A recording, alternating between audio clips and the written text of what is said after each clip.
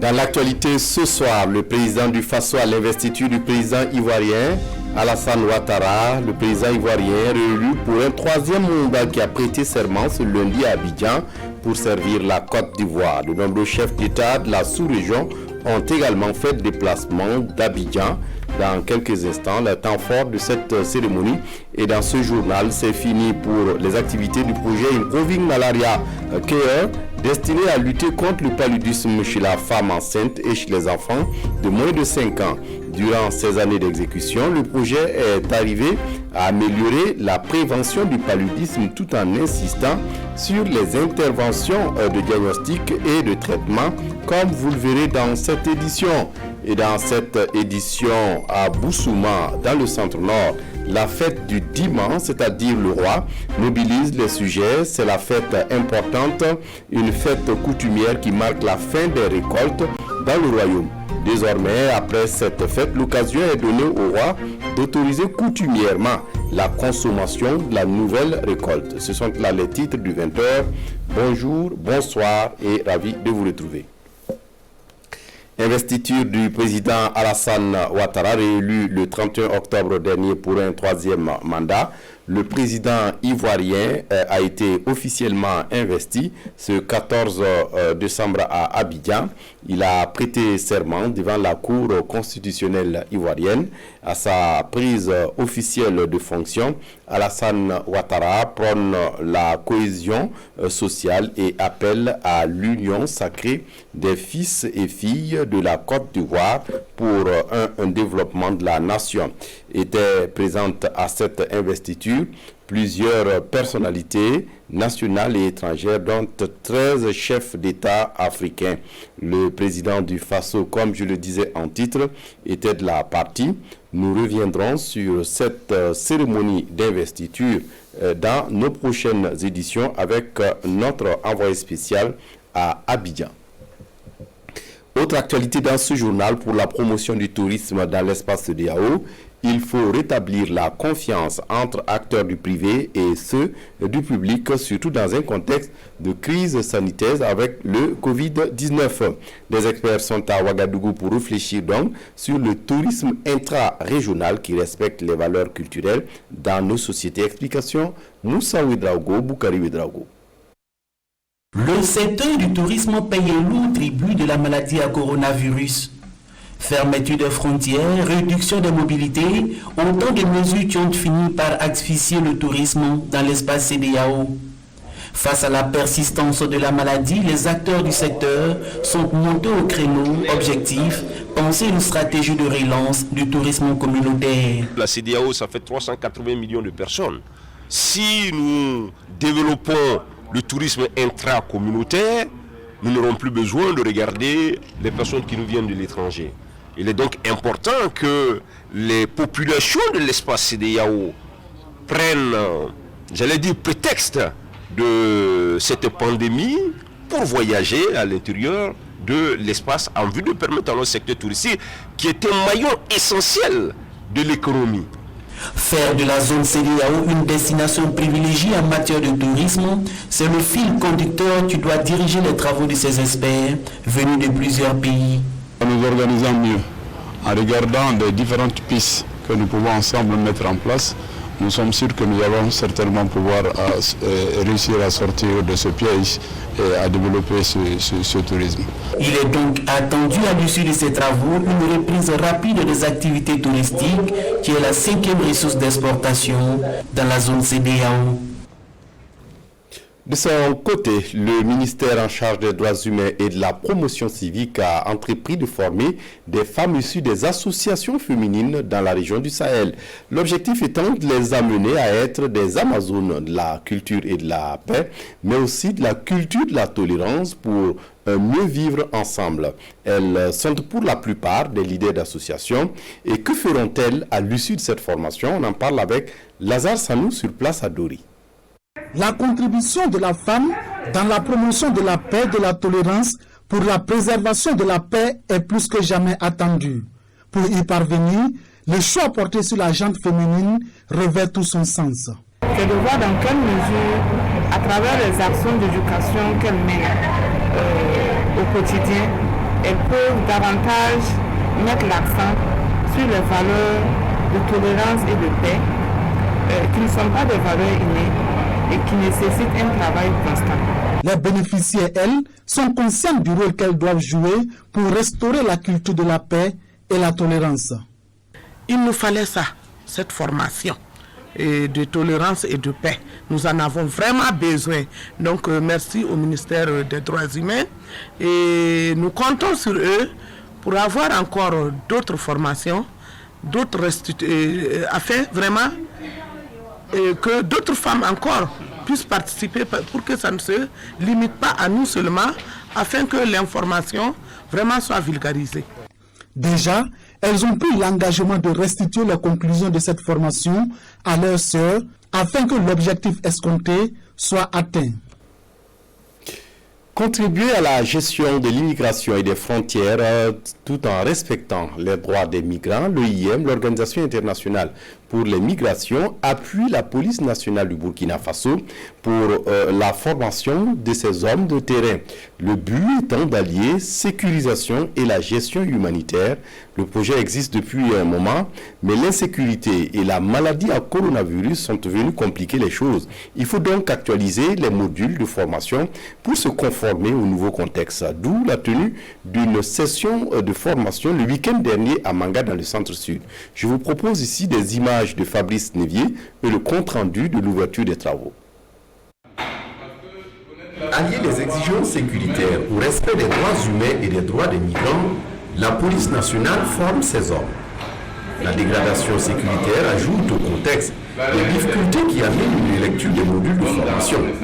À Manga, une trentaine de formateurs revisitent les notions de gestion humanitaire des frontières pour prendre en compte les attentes et les orientations de la police nationale. Alors ça parle d'accueil aux frontières, de communication, ça parle de respect des droits humains, ça parle de protection des migrants, ça parle de gestion humanitaire des frontières de façon générale. Ça parle aussi de collecte de renseignements et je vais terminer aussi par la coopération sécuritaire dans les zones frontalières. La rencontre de Manga a pour but également de recueillir l'approbation des responsables de la police nationale en charge de ces questions. Les autorités présentes à la cérémonie d'ouverture se disent donc attentives aux recommandations et amendements. Nous sommes convaincus que cet atelier aboutira à des résultats probants qui puissent renforcer effectivement les capacités de la police nationale en matière de sécurisation de notre frontière tout en respectant les droits humains, les droits des migrants. Cette formation est organisée avec l'appui de l'OIM, l'Organisation internationale pour les migrations, qui conduit d'ailleurs un projet avec les communautés frontalières de la région du Diptako-Gourmand dans la sécurité et la gestion des frontières. Autre actualité dans ce journal, les organes administratifs de contrôle ont besoin de mécanismes performants sur le terrain pour être efficaces et l'autorité supérieure de contrôle d'État a donc décidé de les accompagner. Ce lundi à Bobo-Dioulasso, ces organes se sont retrouvés pour leur bilan annuel, mais aussi s'accorder sur l'année qui va débuter bientôt. Explication, Saturnin Paré sur place à Bobo. Un cadre de concertation pour parler de règles de bonne gestion de la chose publique. Et c'est l'ensemble des corps de contrôle administratif, entre autres les contrôleurs d'État, les inspecteurs généraux et techniques des départements ministériels qui sont à ces rendez-vous. Pendant 6 jours, ils vont dresser le bilan des activités de l'année qui s'achève. Cela pour pouvoir mieux se projeter sur l'année à venir. Je dirais que c'est une tradition et c'est un indicateur de bonne santé des corps de contrôle de l'ordre administratif. C'est premièrement de faire le bilan des activités des corps de contrôle de l'ordre administratif de l'année 2020 et c'est aussi faire les plans d'activité, les programmes d'activité pour 2021. Et lors de ces cadres de concertation, nous avons l'habitude de profiter pour faire des formations aux inspecteurs techniques et aux inspecteurs généraux. C'est pourquoi, pour cette édition de Bobo-Dioulasso, l'accent est mis sur la détection et le traitement des fautes de gestion en vue de l'assainissement des finances publiques. Dans le cadre de l'utilisation du bien public, et de la gestion des biens publics, beaucoup de gens le font par négligence. Ça occasionne un préjudice pour l'État. Et donc jusqu'à présent, parce que la Chambre de discipline budgétaire de la Cour des comptes n'était pas opérationnelle, on ne pouvait pas mettre l'accent sur ces fautes de gestion. Mais maintenant que c'est le cas, il faut qu'on outille l'ensemble des inspecteurs techniques sur cette question. Selon le contrôleur général d'État, le Burkina Faso a obtenu la note C sur une échelle de A à D lors de la dernière évaluation de la gestion des finances publiques par la méthodologie PEFA. Sa volonté est que la cotation de l'indicateur audit interne du pays s'améliore les prochaines années. Dans l'actualité ce soir, en santé, le projet Improving Malaria Cure, destiné à lutter contre le paludisme, est officiellement clôturé. De 2013 à 2020, soit 7 ans d'activité, le projet s'est assigné la mission de lutter contre le paludisme et ses effets chez la femme enceinte, mais aussi chez les enfants de moins de 5 ans. À la fin du projet, on enregistre des résultats probants selon les acteurs de mise en œuvre et on en parle avec Souleymane Sanou et Caroline Mouari. 19,8 millions de dollars américains est le coût global de ce projet qui s'achève. Durant les 7 années de son action, le projet IMC Improving Malaria Care au Burkina compte des résultats dans le renforcement des capacités, le plaidoyer et le renforcement des politiques, la formation des prestataires de santé. Les actions du projet sont jugées satisfaisantes. Le projet AMC, à l'analyse, de par sa conception et ses modalités de mise en œuvre, est parfaitement aligné sur l'orientation du PNDS en matière de promotion de la santé des populations et d'accélération de la transition démographique. En effet, dans sa mise en œuvre, le projet AMC s'est employé à accompagner les efforts du Burkina Faso en vue de réduire considérablement le taux de mortalité et de morbidité tant chez les enfants de moins de 5 ans que chez les femmes enceintes. Une appréciation de nature a conforté les managers du projet dans le sentiment d'avoir conduit à bien la mission. Nous sommes réellement satisfaits d'avoir pu atteindre notre mission qui était de réduire de moins de 40% la morbidité et la mortalité liées au paludisme. Et comme vous avez vu dans les résultats, on a pu diminuer de plus de 50% le taux de létalité lié au paludisme. Appel à la consolidation des résultats obtenus grâce à des efforts de sensibilisation et de renforcement des capacités pour les populations et les agents de santé. Telles sont les dernières recommandations des responsables du projet finissant.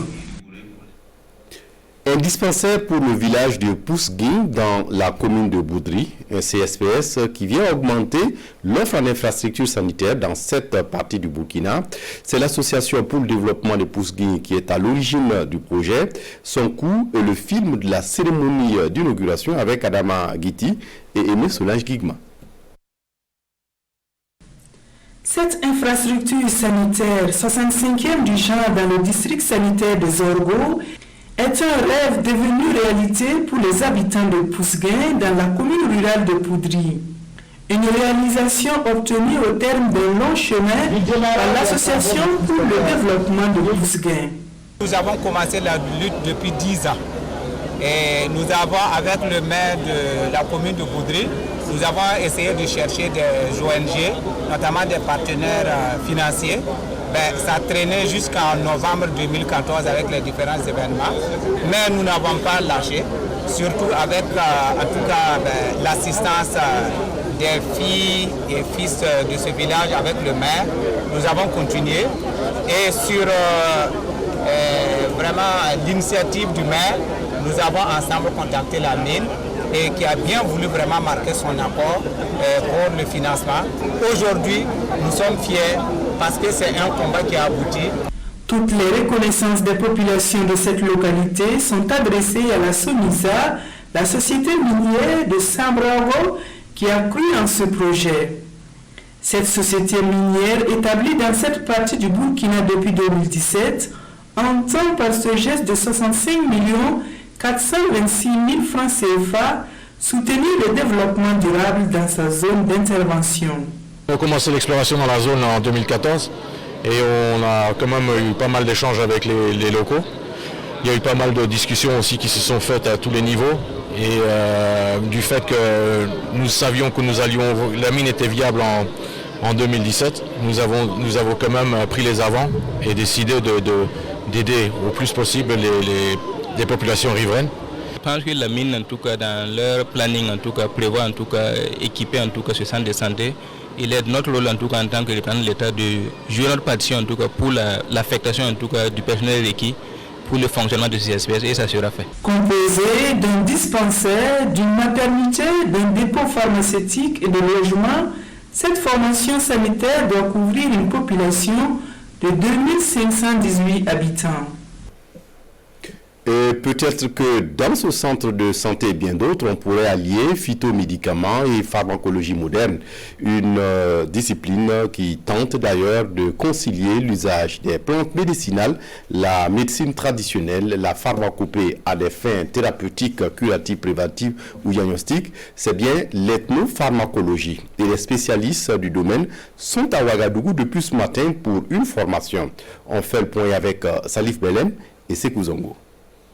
La méthodologie de fabrication des médicaments à partir des plantes médicinales, ici enseignée aux chercheurs et agents de santé pour répondre à un besoin, l'autorisation de mise sur le marché des produits fabriqués. Réunis à cette session du cours régional en ethnopharmacologie, les apprenants partiront de la plante pour aboutir aux phytomédicaments. Ce sera une formation surtout interactive et pratique, où on va partir donc du début, à partir par exemple des enquêtes ethnobotaniques, ethnopharmacologiques, pour aboutir justement à un produit, un médicament, avec toute la documentation requise pour que les autorités sanitaires acceptent que la population puisse l'utiliser. L'intégration ne peut pas venir, tout de go d'entrée comme ça. Il faut un certain nombre d'études d'évaluation de la qualité du produit, d'études donc de son efficacité avant de l'intégrer dans les systèmes modernes.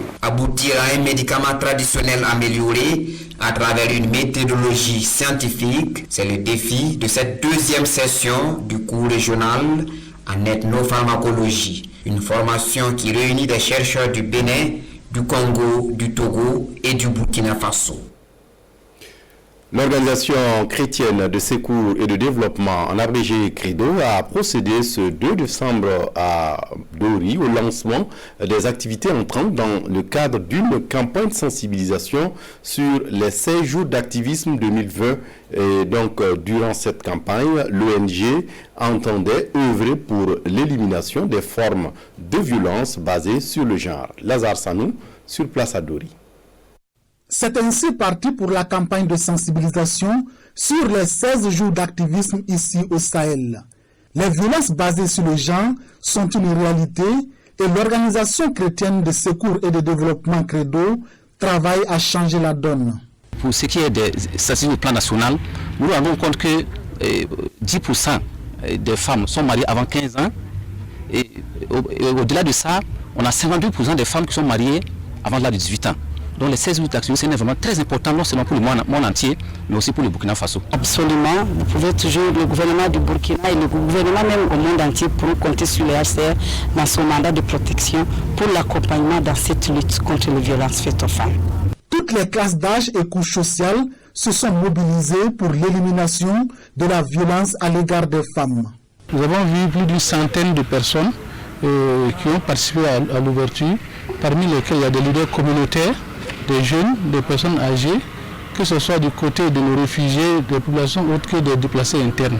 Donc c'est pour dire que cette journée, en tout cas pour le message qui sera passé va atteindre certainement le public cible afin que les violences basées sur les gens soient boutées hors de notre province. Plusieurs activités vont ponctuer ces 16 jours avec pour seul objectif sensibiliser afin de lutter contre le mariage précoce et les violences liées au genre. Pour avoir du sésame de qualité qui répond aux normes de commercialisation du marché international, le projet Sésame de l'ONG Luther World Relief équipe les producteurs de sésame en matériel et magasins de stockage. Le 10 décembre dernier, à Kansara, nous sommes dans la province de la Kossi, le projet a remis officiellement du matériel de production à plus de 1300 producteurs réunis en coopérative. C'était en présence de Yves Ramba, Edouard Ouedraogo et de Hélène Sebougo. Augmenter la quantité et la qualité du sésame à travers l'utilisation d'outils modernes, c'est le vœu du projet Sésame du département de l'agriculture des États-Unis d'Amérique.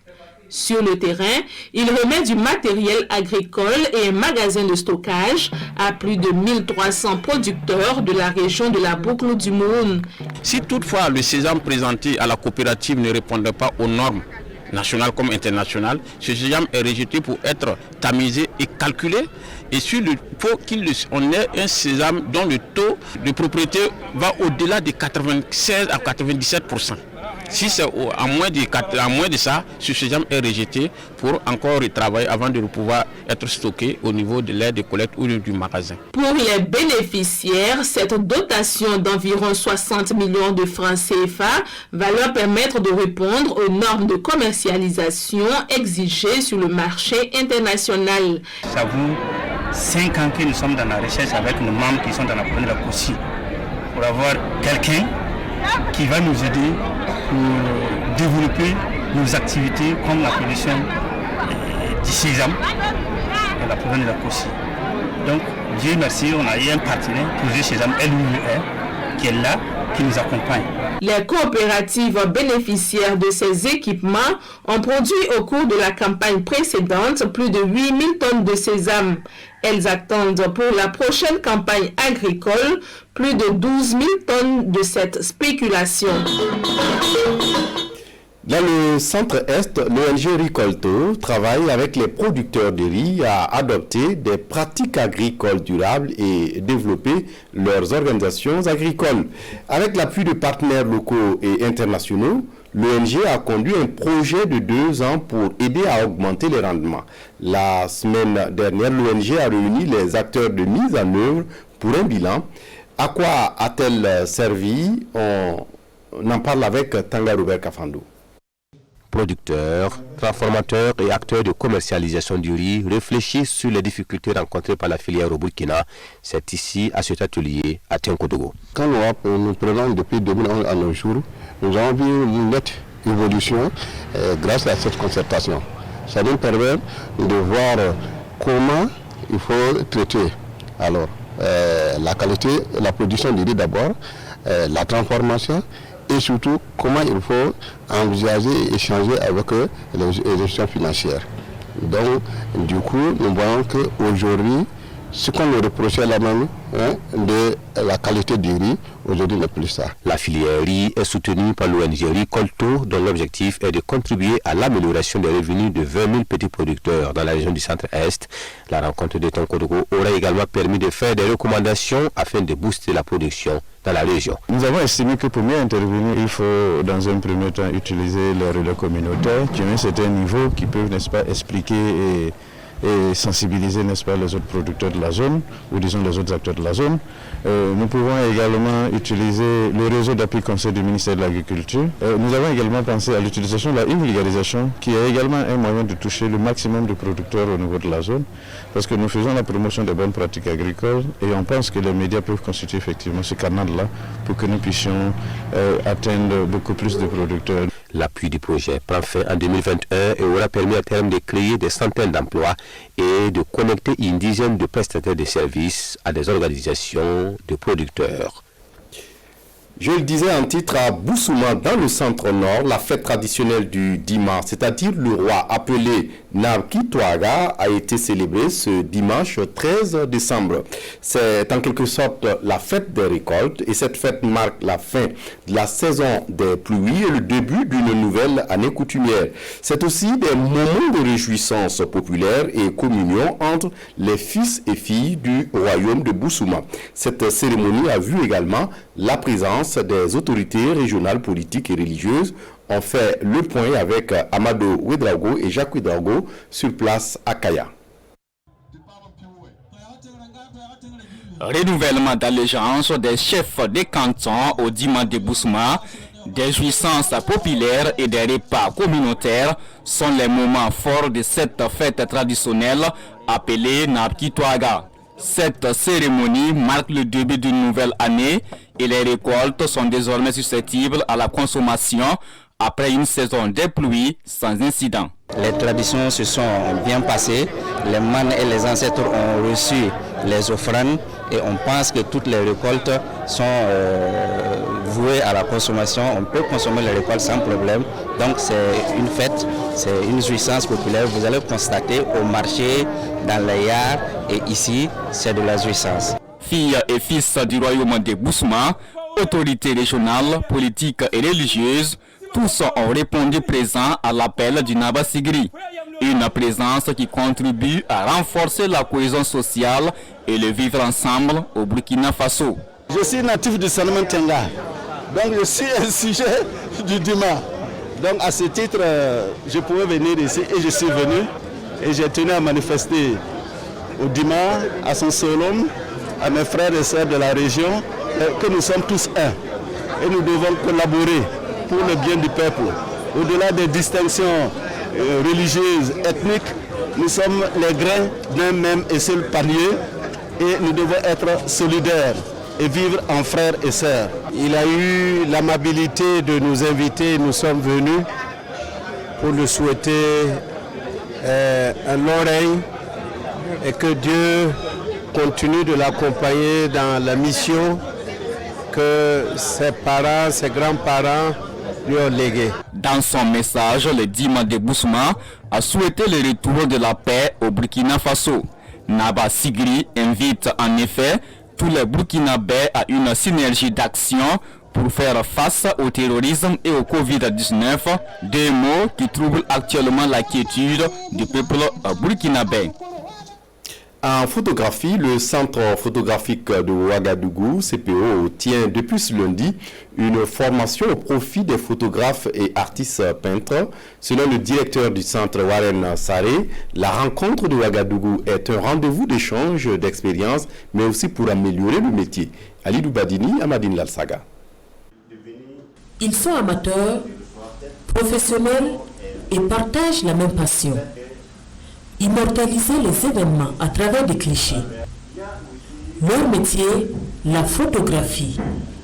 Et ici, ils renforcent leurs compétences en matière de prise de vue. Nous avons besoin de formation. Les photographes ont besoin de partage de connaissances, que ce soit la photographie, la peinture, les deux corps, ont besoin de cette possibilité de former les autres. Ça veut dire qu'on ne dicte pas les uns, en formant, on apprend. Ça veut dire que des sens d'idées, des sens de projets, ça fait en sorte que ce que nous avons, nous pouvons la partager et ce que nous ne connaissons pas, de pouvoir la recevoir en donnant. Cette formation s'inscrit dans le cadre des rencontres intergénérationnelles de la photographie organisées par le Centre photographique de Ouagadougou.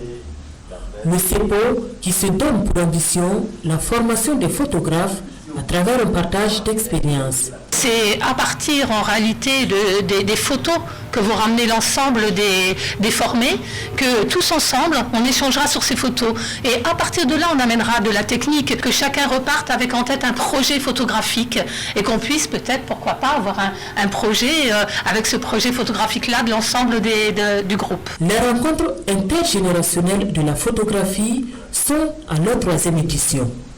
Et l'innovation cette année, c'est le suivi des apprenants après cette formation de 4 jours. Dans le viseur, une exposition des différents clichés des participants. À l'étranger au Nigeria, des lycéens recherchés par l'armée après une attaque le vendredi 11 décembre dernier.